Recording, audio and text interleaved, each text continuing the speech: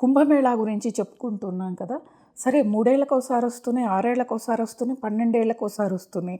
మరి ఈ సంవత్సరం ఏంటిది మహాకుంభమేళా అనే పేరు ఎందుకు వచ్చింది? 144 సంవత్సరాలకు ఒకసారి వచ్చే కుంభమేళా ఇది అని ఎందుకు అంటున్నారు అంటే దీని వెనక ఒక పురాణ గాథ ఉంది. ఏంటిది అంటే క్షీరసాగర మదనం చేసినప్పుడు అన్ని ఆవిర్భావాలు అయిపోయిన తర్వాత ఆఖరిగా ధన్వంతరి అమృత కలశంతో ఆవిర్భావం చెందుతాడు. చెందిన తర్వాత మహావిష్ణువు ఆ కలశాన్ని తీసుకొని దేవతలకు ఇవ్వాలి కదా, అసురులకు కాకుండా.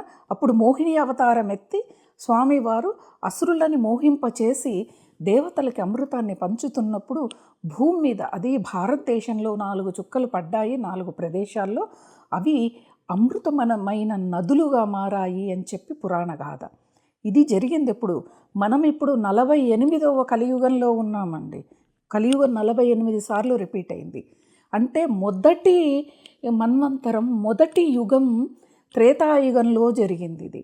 దేవతలకి మనకి 12 నెలలైతే దేవతలకి ఒక్కరోజు.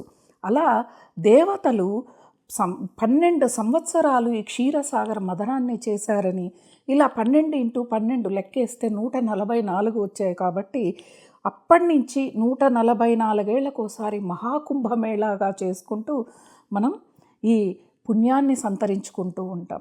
మరి అందరూ చెప్పి ఉంటారు ఈ పాటికి, ఈ చోట్ల అమృతం పడింది, హరిద్వార్, నాసిక్, ఉజ్జయిని, అలాగే ప్రయాగరాజ్. ఈ 4 ప్రదేశాల్లో ఆ 4 చుక్కలు 4 బిందులు పడ్డాయి కాబట్టి అమృత సరస్సులు ఇవి. ఈ వీటిలో స్నానం చేయటం వల్ల ఆరోగ్యం కూడా సిద్ధిస్తుంది.